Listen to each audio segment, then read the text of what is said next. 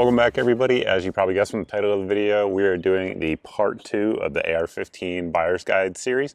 So in the last part, we did barrel and bolt carrier group, and if you haven't watched that, I definitely recommend you go back and check it out, because those are, as I said in that video, the heart and soul of the AR-15. They are the two most critical components. And then we also discussed muzzle devices as well. And just a recap for folks who didn't check out that video, we're talking about AR-15s in the context of a general purpose rifle, not a competition gun, not a dedicated SPR, a special purpose rifle, something like that. Just a general purpose rifle. So what will be good for most folks' needs. So that's kind of what we're talking about here. And I realize you can't get into everything with that kind of limitation, but that's what we're going for, is sort of a general knowledge base of the AR-15 and components, why you would pick one or the other, pros and cons of different systems, etc. Because the AR-15 is a complex beast. So with that, let's get into handguards and rails. That is definitely something that is going to be important.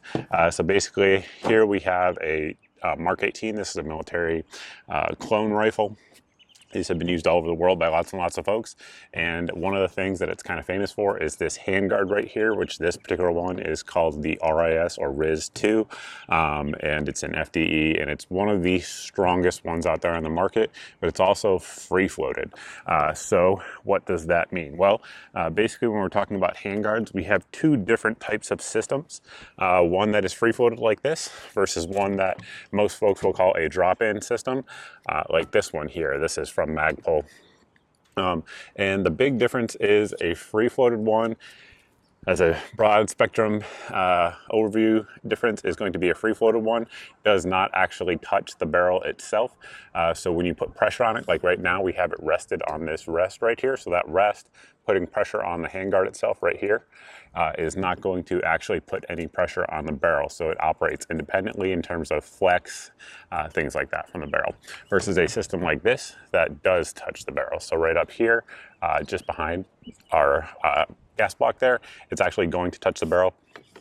So if I was to take this rifle and kind of bear down on it really hard, it would change the point of impact of where your round will go. How much is going to depend on the barrel and how hard you're pushing down and the type of handguard system that you are using. So you can't really say. That said, I've seen deflections as much as 4 inches at 100 yards. So it definitely can happen. That is extreme. You don't expect that to be normal. Like that's not normal. Those are like somebody pushing down on a bipod on a really, really hot day with a pencil barrel. So those are kind of like the worst of all types of scenarios. But typically you can expect, conditions varying, to see a 1 MOA or 1 inch at 100 yards shift if you are using a non-free floated barrel and pushing on it in a way that would not be advisable, I guess we could say. So those are the two types of systems, the pros and cons of them. So I would say both of them are going to do a couple things. Number one, over the standard A2 style handguards that you're gonna get from the factory, if you select a good one anyway, it will give you the options to mount accessories that you may want, or as we would call them, force multipliers. So things that make you be able to do whatever you want to do with your rifle a little bit better. So the easiest one to think of when talking about the AR-15 for a general purpose rifle, my opinion, is going to be an optic, but we're not talking about that because we're talking about handguards. That will be a separate video, but the next best choice, I guess you could say, for handguards is going to be a light. So if you think about it, you know, typically speaking, about a third of the day or more, depending on where you live, is nighttime. So you want to be able to identify threats, and if you identify them as a threat in the night, be able to engage them properly. And one thing that lets you do it with an AR-15 is a white light here. That's going to be what the majority of folks watching this video will use for that case. Of course, we have some night vision stuff, and that's a video for another day. But a white light allows you to, while having a normal grip on the gun, be able to turn the light on, identify things, and still control all the other manipulations points of your rifle, your selector switch, any of the other buttons and switches on there, and lets you be able to, again, engage effectively without having to separately hold a light out here while trying to shoot your rifle one-handed or something like that. So a good handguard, regardless of whether or not it's free-floated or a drop-in like this, gives you the ability to mount that in a much easier way and a lot more options than your standard A2 style will. You can do it with the A2 style ones. They make adapters and things like that, but it's a lot more limited than what you'd get with an aftermarket option. Now, one advantage of the free float system, like we just talked about, is that it's free floated, which is nice. The downside of that can be that it can move on you. So this one, like we talked about here, basically it clamps right here on the upper receiver, which we'll talk about receivers a little bit later in the series as well. But it clamps onto it and around the barrel extension. Like I said, this particular version, the RIS-2, is one of the most durable and most proven combat handguards out there on the market. It has some of the least flex out there, but it's also one of the heavier versions of it.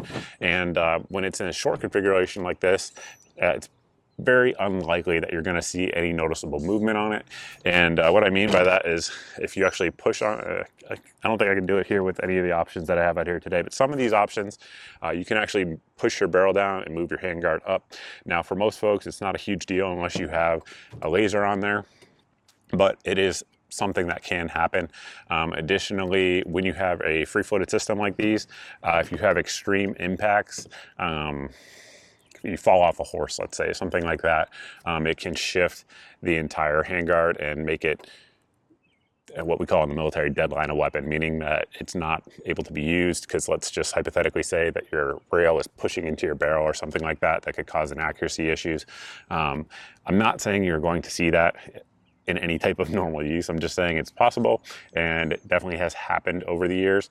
But there are systems that are stronger and weaker, and a few things that go into that when you're trying to consider which one you want is going to be the lockup system is absolutely one of the most crucial to not having a lot of flex, because you don't want flex, right? You don't want your handguard to move when the rest of your rifle is stationary. I think that's kind of, something that just about everybody understands, right? We don't want that. And one of the ways to do that is to, when you're looking at different systems that free float the rail, is to create a longer barrel nut and use steel for your barrel nut. Now, of course, steel is going to add weight, which is a downside, but in terms of a lockup system, it makes it a little bit stronger.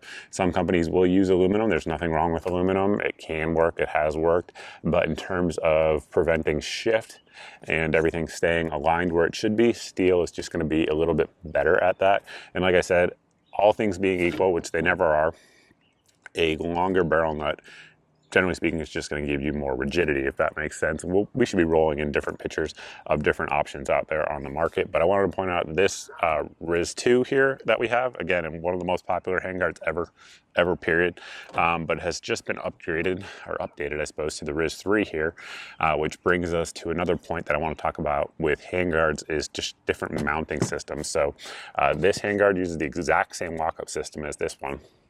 The difference is this one has 1913 or Picatinny rail on it all the way, and this one has 1913 or Picatinny rail on top, and then around it all has M-LOK slots on there. So M-LOK is one of the most common mounting systems. The other one is going to be 1913, which is what we have here, or Picatinny. You'll hear it called the same interchangeably, and then KeyMod. So over the years, KeyMod has kind of gone down in popularity. That said, it still works. 99% of you out there, if you have a KeyMod rail, will never need the added strength that you get from an M-LOK section over KeyMod.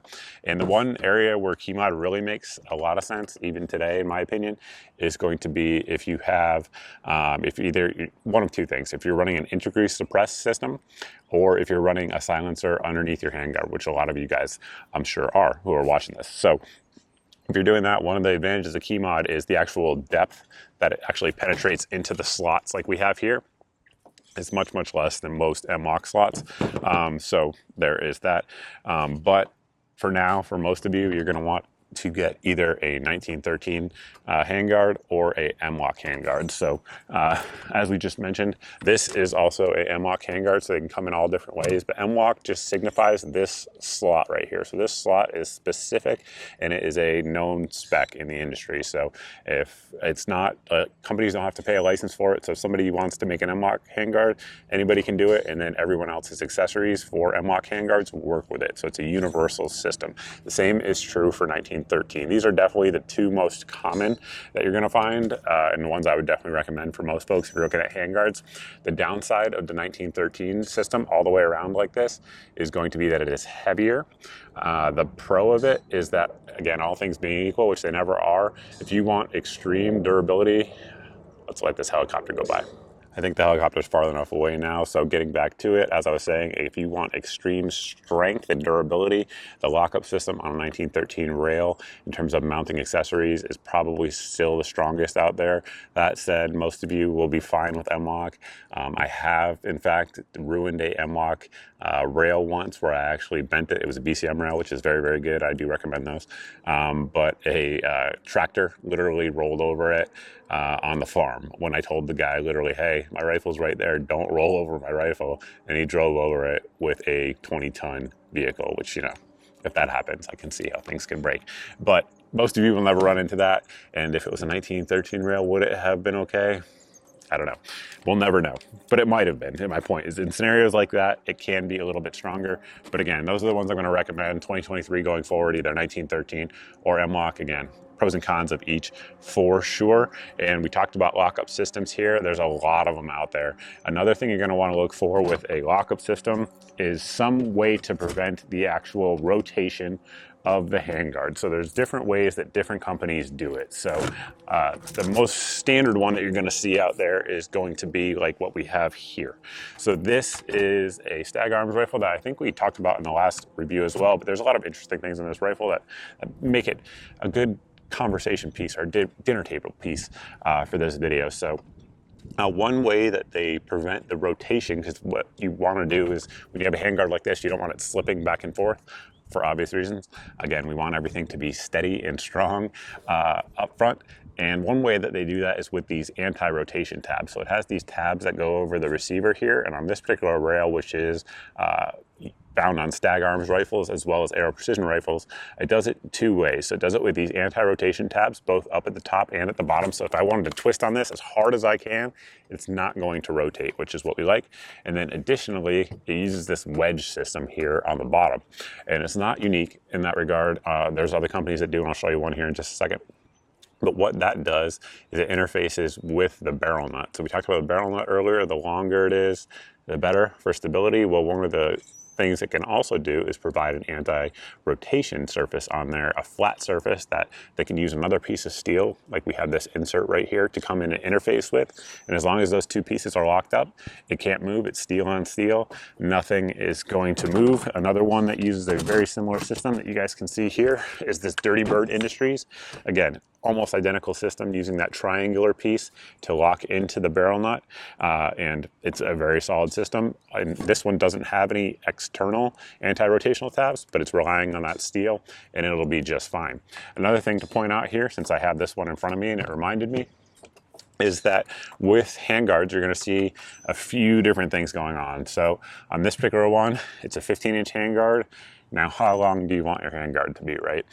Most folks, I would say, like, for example, I'm 6 feet tall.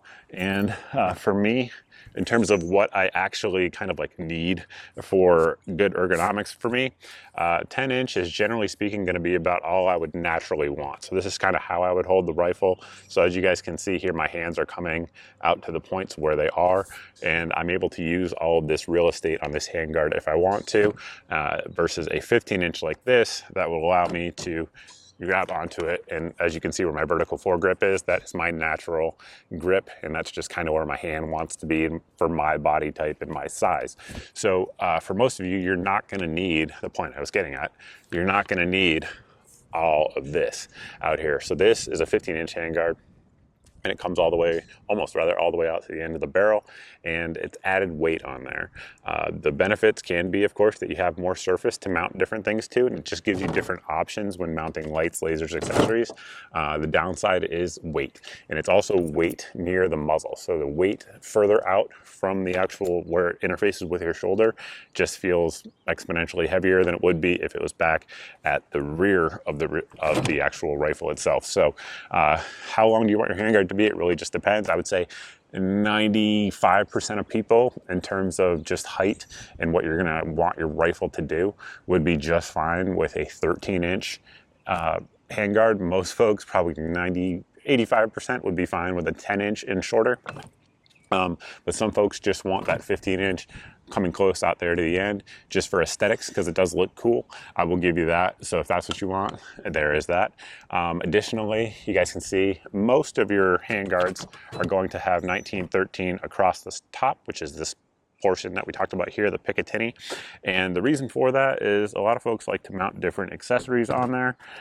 Something like this, whether it be a laser aiming device, an IR laser aiming device, or if you wanted to, say for example, on this one, we have our scope here. Sorry about the construction noise, but we have our scope here. If you wanted to drop in a thermal optic here, you could do so. Now, I realize to a lot of you guys that sounds crazy and way out there, but one day you might want to. And if you don't have that Picatinny rail on there, you might not be able to, depending on the system. So this particular handguard has M-LOK slots on there, so you could add drop in M-LOK Picatinny adapter, and you could do it. But some of the ones out there that don't have 1913 all the way on top don't have that. So just know that when you're selecting your rifle, if you ever think you're going to want to drop anything on there, you might want that rail space. So something to think about. The pro of something like this is it's lighter, right? So it's cutting the weight off, and whenever you can shave weight off your AR-15, that is a good thing. So speaking of that, since we're talking about handguards, another thing we need to talk about is going to be gas blocks, because when you go with a handguard like this one, a free floated handguard that's nice and narrow, gives you that nice ergonomics that a lot of folks like with narrow handguards, one of the things you have to do is use a low profile gas block. So the gas block, we talked about that earlier when we were talking about barrels in our last segment, but it looks something like this. And it has to be able to fit under that narrow handguard.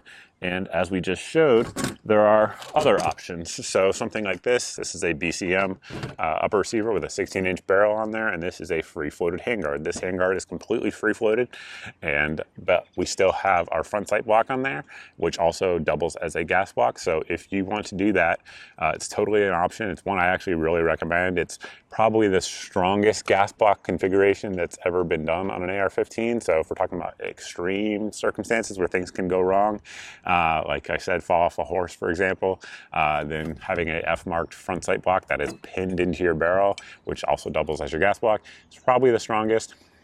There are other really good ones, but that is, of course, something that you will see out there. But if you want to eliminate that and go with a low profile gas block underneath your handguard so you can look cool like all the cool kids at the club, basically there's two types of ones that you're going to see out there. Number one, you want them to be steel. These have been made out of aluminum over the years, steel or titanium. Either one of those materials is perfectly fine. But this one here is a 4140 steel. It's nitrided as well. And what you want in terms of how these are attached is going to be one of two things. So this one here is our Geissele Super Duty, which is designed, it has this hole indexed in it, so that way it is drilled into place. And just like I was talking about with our front sight block here, I don't know if you guys can see it on camera, but there are these pins right here that actually go through the gas block, the front sight block in this case, through the barrel itself. So it can't, I don't want to say it can't rotate, because crazy things have happened in IEDs and stuff like that, but it's almost impossible that it will rotate. It's just super, super strong. And in terms of bomb-proof durability, like we talked about, the front sight block is probably king, I would say. The next up, I guess you could say, is a pinned low profile gas block like this one here that we have from Geissele that offers that ability. And then obviously these would be actually on your rifle, but I have them here as visual aids. And then I guess the next best choice would be a low profile gas block like this, which has these set screws that you can see here. And what you want to do is actually dimple the barrel itself. Whether some companies do it from the factory, and again, we're talking about a buyer's guide, not a build guide in this video, but I know a lot of this is interchangeable information. But companies from the factory will remove one of these screws or two, drill a hole into the barrel, not all the way through, obviously, drill material out so that way the screw can go up, and that way it goes up in the barrel here and actually penetrates into the barrel surface itself. So that way under fire, as things heat up, as you just shoot it, as the rifle vibrates, this doesn't walk off. Because if this walks off, you're gonna have a single shot gun, which is not what you want if you have an AR-15. So those are the, what I would call, in my opinion, acceptable ways to have a gas block. If you just have one of these that is just screwed on there, where the screws are just touching the barrel, eventually you will run into problems. I'll tell you, in the short term, it might work fine. If you shoot your rifle enough, it will walk off, just for sure. And you definitely want to have a company that's either using high temp thread locker or rock set on the screws. You guys can argue which one's better down below in the comments section, but you want one of the two for sure when selecting your gas block. Another thing I wanted to throw out there, because this is not the only one, but this is also a drop-in handguard, which is what I mean by that, because I know this is a series that we're trying to orient for the new folks out there, is this is a drop-in free float handguard, and then this right here is a drop-in non-free float handguard like we talked about. So what do I mean by that? Well, you can easily install it without having to remove the front sight block and without having to remove the barrel from the upper receiver. So a lot of folks, whether it be a lack of tools or just a lack of knowledge or lack of confidence, they want to add, let's say, a weapon light, but they don't want to completely disassemble their barrel, which requires, in some cases, special tools, and they just want to be able to drop it in. So again, most of you guys are going to go with something like this, which is very simple, and you literally just pull down and pull it out and then put it back in. The same is true for the portion on top, and it's very easy to do. And there's lots of videos online if you guys don't know how to do that. But the downside, like we talked about this, is that it can impact accuracy.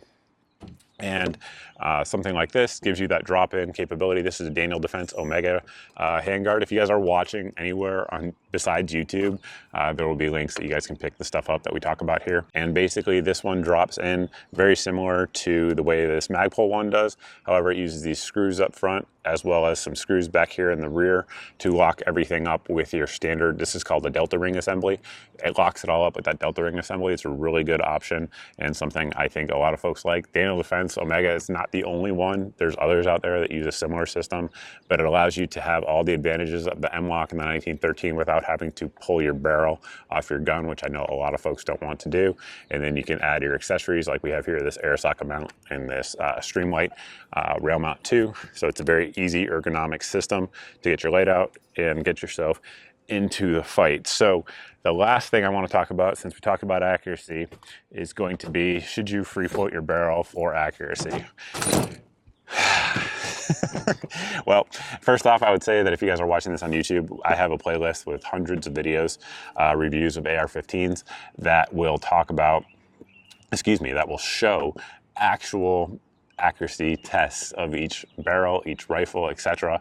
And you guys will see, if you actually look at them over time, in general, the free-floated guns, all things being equal, which they never are, will generally speaking get you guys a ½ inch of added accuracy, maybe an inch of added accuracy at 100 yards. So for example, in this particular rifle, this is the Palmetto State Armory Freedom Nitride series. This particular rifle was grouping, I think the best group we got in the test of this rifle was an 1.5 inch group at 100 yards, 5-shot group. So if you were to free float this, again, all things being equal, which they never are, I would expect that same group to drop down to about an inch. Now, what I would say to that is most people aren't capable of that kind of accuracy. And I'm not saying that I'm some wizard shooter or anything like that, but I do shoot for a living. So I should be better than most, I would say. And a lot of folks simply aren't capable of that kind of accuracy. And what I would say is if you're thinking, do I need a free floated handguard to improve the accuracy of my rifle? If you take your rifle out at 100 yards with standard ammunition, let's say M193 ball ammunition, and you're not getting a 3-inch or better group, then probably your time or your money would be better spent. Again, assuming your rifle is in proper working order and everything like that. Your money would probably be better spent with more ammo or some training to be able to refine your marksmanship skills, because pretty much every, quality manufactured AR-15 on the market right now should be able to shoot that well or better with like M193 or M855, which are standard military ball ammunition. And of course, with match ammunition, it should be able to group, even with a non-free floated system, it should be able to group around 2 inches. So if you're not capable of doing that, you just have to do an honest self-assessment. If you're not capable of doing that, then adding an M-LOK handguard or a free float handguard isn't going to do it for you, right? It's not a magic trick. In general, do they help with accuracy? Yes, absolutely. But is it going to be the trick that, fixes everything for you? Probably not, unless you have the skills to make it happen. I just looked at my watch and I think we're gonna have to cut it off there for handguards. Now, of course, this is a Mug Club series. So for folks that don't know, Mug Club is where we're gonna post exclusive content, things that we can't post on YouTube, like recommendations, links to pick this stuff up, all of those sorts of things will be over there. And in this video, we're gonna hopefully talk about receivers here real quick.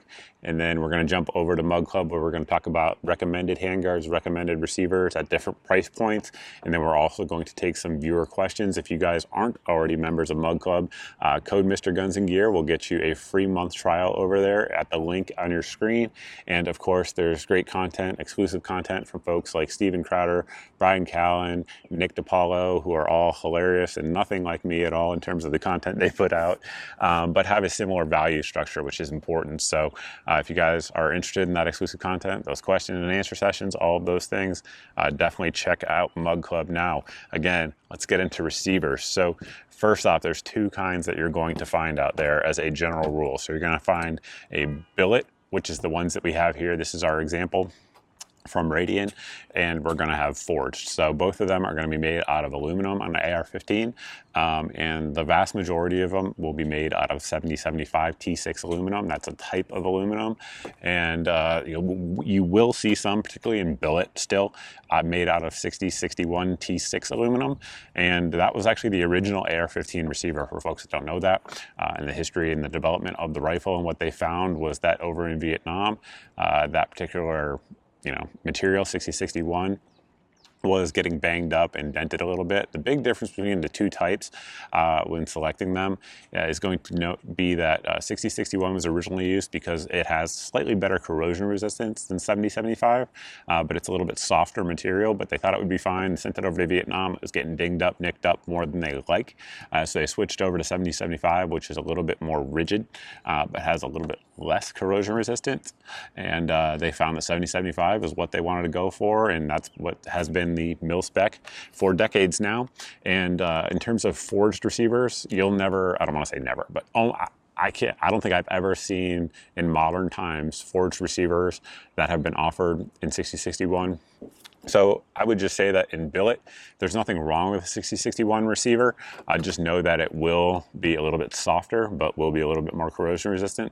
But most of them, 98% plus on the market, both forged and billet, are going to be 7075 T6 aluminum, and that's what you want to look for. It's good stuff, and you're probably not going to have an issue with the material if you go with that.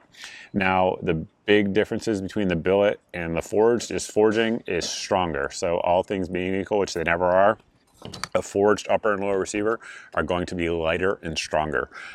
So the advantages of that kind of speak for themselves, right? So you need to use less material to have the same type of strength.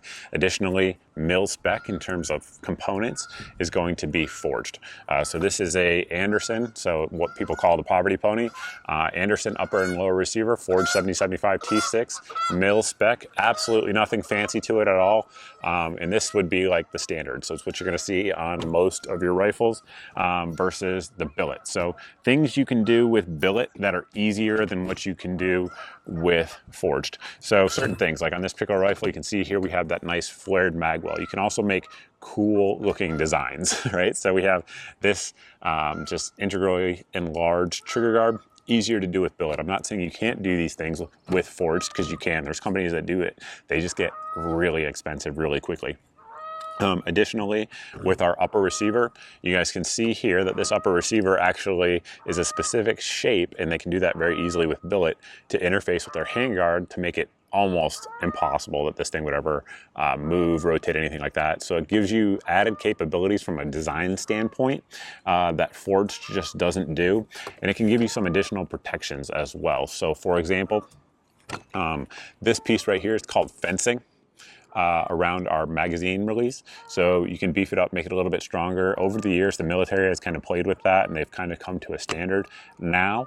But with billet, you can kind of move beyond that standard, if you will, and make it stronger in those areas. But you can also do things that a little bit easier than you can, like we talked about, modifications with billet. So for example, a lot of the ambidextrous controls that you're going to see on AR-15s will be with billet receivers, simply because it's just easier to do from a manufacturing standpoint. So on this one, this is like a partially ambi lower. So for example, we can lock our bolt to the rear with this little button right here on the side. And then of course, traditionally you would drop it hitting that as well. That's where you would drop your bolt and send it forward. But on this one, because again, it's billet, it has our ambi bolt release, so you can actually push it and have it sent home. Now for a billet gun, to design those parts is pretty darn easy. Now to do something like that with a forged receiver is much, much more difficult. And again, it's not that it can't be done, because it absolutely can. We have something like this Dirty Bird here, which had to do a ton of specialized parts, machining into that fencing to be able to add that part in there, add some additional parts up there, and it just gets a little bit more expensive and a little bit more specialized and customized in terms of parts. But the same capability can be had, as you guys can see there, with a forged upper and lower. It's just harder, and you're probably going to spend more, generally speaking. So I would say that if you're using 7075 from a reputable manufacturer, it doesn't really matter in terms of performance. Again, from a reputable manufacturer, that's key. They will both be fine. You can just, for the money, get more from billet, but I'm not recommending billet for most folks. For most folks, you're going to want forged, just because of the interchangeability that you have with different parts, different components like we have here. These are forged as well. Let's let that helicopter go by. I think the helicopter's far enough away now, but getting back to it, like I was saying, this is a forged upper and lower receiver from the folks at Stag. And something like this is probably what most of you guys are going to want to go for. And it just makes everything easier when you want to change components out. For example, we have here on this radian gun, which is a great gun, say you wanted to change out your actual bolt release and bolt stop. So the mil-spec one looks like this, right? And if you wanted to swap it out with, say, like a Geissele version, which is a really good option, and you want to do that, all the parts are interchangeable on this one with the forged mil-spec upper and lower receiver. So for most of you, I would say you're going to want to go with a forged upper and lower receiver. But if you want that billet, there's nothing wrong with it. Just know that there's pros and cons for sure. The other thing I wanted to point out before we are done talking about uppers and lowers is that you're going to have different types of pocket cuts in there. So those will allow for different types of triggers to be used. So you're going to see high shelf, low shelf, and then full auto cut. And I'll roll in photos here to kind of show you guys what that looks like. But all things being equal, for most of you, a low shelf will do everything you ever want to do in terms of if you ever want to swap triggers out, and triggers we'll get into in another video. But low shelf will do that. But the best one, in my opinion, is full auto cut for two reasons. Number one, it's the lightest. It's also the mil-spec. But number three, if we ever get our rights back and you want to add select fire capability to it and add your auto sear, it's literally just a drill bit, and that's all you need to do, and add in your components, and you can do that. And hopefully if more and more folks keep getting into the hobby, we'll get our rights back and be able to add those select fire capabilities one day without having to add extra machining. So that is the upper and lower receiver set. Well, it looks like the rain is going to keep coming. So with that, we will close out part 2 of the AR-15 buyer's guide. Again, handguard, gas blocks, as well as upper and lower receivers covered in today's video. If you haven't checked out the previous one, go ahead and do so. If you guys are new here and you like this type of videos, this type of information, make sure you hit the subscribe button because more parts are coming, as you guys can imagine. We're going to be going over triggers, stocks, safeties, charging handles, lots of other stuff will be coming in later videos, so definitely subscribe for that. Additionally, if you guys are subscribed and you're not seeing 2 to 4 videos a week here on the channel, make sure you sign up for my email at the website here on your screen. The email goes out once a month. It actually went out, I think, yesterday as of when I'm recording this. And it goes out once a month, and it has all of the videos since the previous month's email. So that way there's no big tech giant censoring your eyes from my content. And then if any of this stuff goes on sale that we recommend, and we'll talk about that a little bit here on Mug Club in just a second. But if it goes on sale, it will be my daily deals email, and you can sign up for that at the website here on the screen. This email goes out every day, as the name indicates, and it has 8 of the best deals that we find on the internet. And if it's in that email, it's the cheapest I know of anywhere on the internet on that particular day, whether it be handguards, gas blocks, ammo, triggers, stocks, optics, etc. And that way it saves you guys some time because I've already done the looking for you, and then hopefully, of course, saves you some money as well. And with that, we'll close it out. Now, piss off, YouTube.